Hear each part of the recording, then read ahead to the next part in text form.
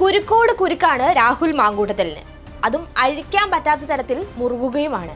സ്ത്രീകളെ നിരന്തരമായി ശല്യം ചെയ്തെന്ന വകുപ്പ് ചുമത്തിയാണ് കേസെടുത്തിരിക്കുന്നത്. ആരും നേരിട്ട് പരാതിയുമായി മുന്നോട്ട് വരാത്ത സാഹചര്യത്തിൽ ക്രൈംബ്രാഞ്ച് സ്വമേധയാണ് കേസെടുത്തത്.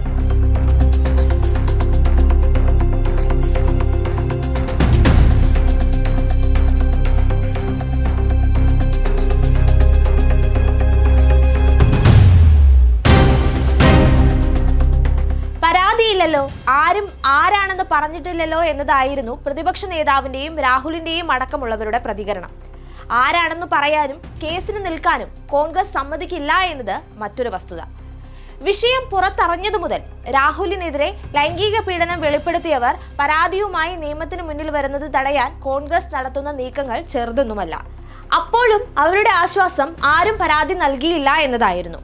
പരാതി നൽകാൻ ഭീഷണി കൊണ്ട് അവർ സമ്മതിക്കുന്നില്ല എന്നത് മറ്റൊരു വശം. പരാതി കൊടുക്കാൻ തയ്യാറാകുന്ന അതിജീവിതകൾക്ക് മുഖ്യമന്ത്രി പിണറായി വിജയൻ ആവർത്തിച്ച് സംരക്ഷണം ഉറപ്പിച്ച സാഹചര്യത്തിൽ പീഡനത്തിനിരയായ പെൺകുട്ടികളുടെ കൂട്ടുകാരികളെയും ബന്ധുക്കളെയും കണ്ട് നേരിലും സമൂഹ മാധ്യമങ്ങൾ വഴിയും നടക്കുന്ന ഭീഷണി മുറകളും കുറവല്ല. നടി കൂടിയായ കോൺഗ്രസ് അനുഭാവി റിനി ആൻ ജോർജ്, എഴുത്തുകാരി ഹണി ഭാസ്കർ, ട്രാൻസ്ജെൻഡർ യുവതി അവന്തിക എന്നിവരാണ് രാഹുൽ മാങ്കൂട്ടത്തിനെതിരെ പരസ്യമായി പരാതി ഉന്നയിച്ചത്. ഇതിൽ അവന്തികയ്ക്കെതിരെ രാഹുൽ തന്നെ രംഗത്ത് വന്നിരുന്നു. എന്നാൽ പീഡന പരാതിയിൽ ഉറച്ചു നിൽക്കുന്നുവെന്ന് അവന്തിക ആവർത്തിക്കുന്നുമുണ്ട്. താൻ ഒരു ഗൂഢാലോചനാ സിദ്ധാന്തത്തിന്റെയും ഭാഗമല്ലെന്നും അത്തരം ആരോപണങ്ങൾ ഉന്നയിച്ച് ഭീഷണി വേണ്ടെന്നും റിനിയും പറയുന്നുണ്ട്. ഹണി ഭാസ്കരൻ നേരത്തെ തന്നെ ഇത്തരം ഭീഷണികളെ തുറന്നു കാണിച്ചിരുന്നു. പേര് പുറത്തു വരാത്ത യുവതിയുടെ ശബ്ദ സന്ദേശത്തിലാണ് രാഹുൽ മാങ്കൂട്ടത്തിൽ ഗർഭഛിദ്രത്തിന് നിർബന്ധിക്കുന്നതും വധഭീഷണി മുഴക്കുന്നതും. രാഹുലിനെതിരെ ഉയർന്ന ആരോപണങ്ങൾ പരിശോധിച്ച് കേസെടുക്കാൻ സംസ്ഥാന പോലീസ് മേധാവി നിർദ്ദേശം നൽകിയിരുന്നു. ഇതിന്റെ അടിസ്ഥാനത്തിൽ ക്രൈംബ്രാഞ്ച് ആസ്ഥാനത്ത് FIR രജിസ്റ്റർ ചെയ്യുകയായിരുന്നു.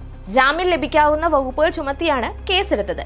DGPക്കും വിവിധ സ്റ്റേഷനുകളിലും ലഭിച്ച നിരവധി പരാതികളുടെ അടിസ്ഥാനത്തിലാണ് കേസെടുത്തത്. പരാതിയില്ലെന്ന പോയിന്റിൽ പിടിച്ച് രക്ഷപ്പെടാമെന്ന് കരുതിയ രാഹുൽ മാങ്കൂട്ടത്തിലും കൂട്ടർക്കും വൻ തിരിച്ചടിയാണ് ലഭിച്ചിരിക്കുന്നത്. ക്രൈംബ്രാഞ്ച് സ്വമേധയാ കേസെടുത്തിരിക്കുന്ന സാഹചര്യത്തിൽ അതിജീവിതകൾ മൊഴി നൽകും. ഇതോടെ കേസ് ബലപ്പെടുമെന്ന കാര്യത്തിൽ സംശയമില്ല. രാഹുലിന്റെ രാഷ്ട്രീയ ജീവിതത്തിൽ തന്നെ വലിയൊരു ബ്ലാക്ക് മാർക്ക് അങ്ങനെ വീഴുകയാണ്. ഇത്തരത്തിലൊരു നേതാവിനെ ജനങ്ങളും ആഗ്രഹിക്കുന്നില്ലെന്ന് വ്യക്തമായി കഴിഞ്ഞു. ഇതേ സമയത്താണ് യൂത്ത് കോൺഗ്രസ് സംസ്ഥാന പ്രസിഡന്റ് ആകാൻ രാഹുൽ മാങ്കൂട്ടത്തിലും സംഘവും വ്യാജ ID കാർഡ് ഉണ്ടാക്കി സംഘടനാ തെരഞ്ഞെടുപ്പ് അട്ടിമറിച്ച കേസിൽ രാഹുലിന് ക്രൈംബ്രാഞ്ച് നോട്ടീസ് അയച്ചിരിക്കുന്നതും.